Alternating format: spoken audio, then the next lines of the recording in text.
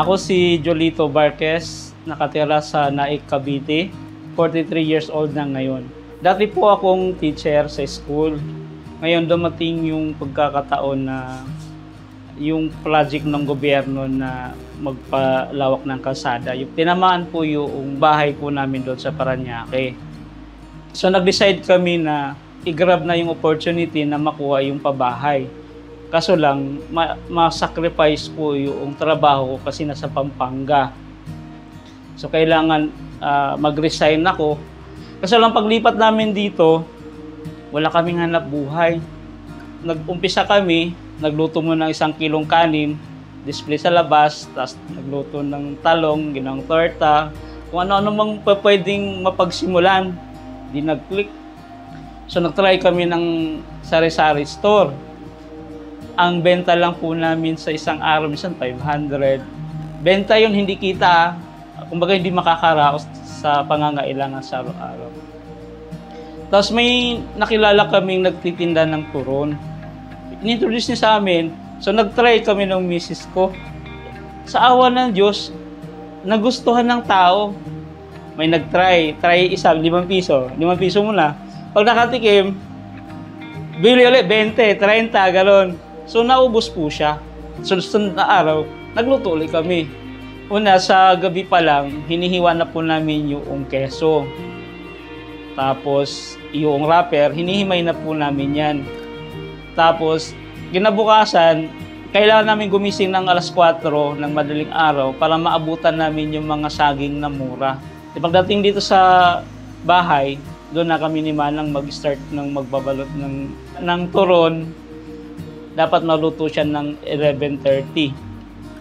Tapos sakto alas 12, dapat nakakarga na yung sa aking motor. Ilalako ko na po yun. Sa awa ng Diyos, buhat nung nag-umpisa kami, di naman po nalugi. Talagang ubos. Magugulat na lang ako parang doon sa panahon na parang wala ka ng pag-asang maubos. Mararamdaman mo talaga na mayroong awa ang Diyos. Parang nai-guide ka doon sa area na kung saan may mga naglalaro ng basketball, timing nahinto sila, gutom. Abay, inubos yung paninda ko. Sa naranasan ko po, may mga tao na imbis na sumuporta, pamimintas pa ang ginagawa. Parang masakit sa damdamin na, marumi na yan, naalikabukan na yan, dahil hila-hila, kumaga dala-dala lang. Tapos ang isa pa, so hawang nagbabike akong ganon, bumagsak yung buti di ako na-disgrasya, tapon lahat ng tinda ko.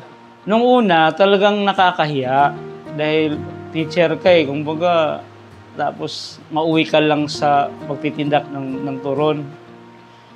Ngayon, ang sabi ng asawa ko, yung kinikita mo ngayon, hindi mo kinikita sa school. Kaya din lumakas din ang loob ko dahil may ibang mga tao din naman na nagsasabi na teacher na yan pero nagtitinda ng turon. Hindi siya nahihiya kumita para sa pamilya. Di parang lumalakas din ang loob ko. Sa ngayon, halos 3 taon na ako nagtitinda ng turon.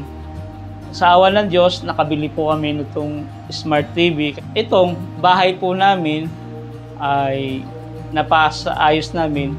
Kahit papaano, nakapagsimula po kami ng isang negosyo pa, yung sari-sari store.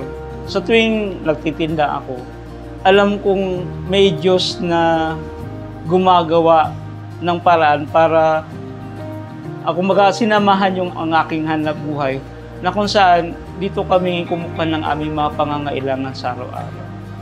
Higit sa hinihiling dahil may dagdag pa kumbaga kumikita din naman sa awa tulong ng Diyos. Una, siyempre, manalig tayo sa Panginoon. Idalangin natin sa Kanya kung ano po yung maging hanap buhay natin na sana isamahan niya para lumago. Yun po talaga ang unang kumbaga tinitingnan ko personally. Ngayon, sa mga katulad ko na gustong maghanap buhay, kumbaga itry nyo lang po. Kumbaga magsipag at huwag mawalan ng pag-asa sa buhay. Ipagtiwala sa Diyos ang lahat nating ginagawa, lakipan ng sipag at tiyaga, laban lang.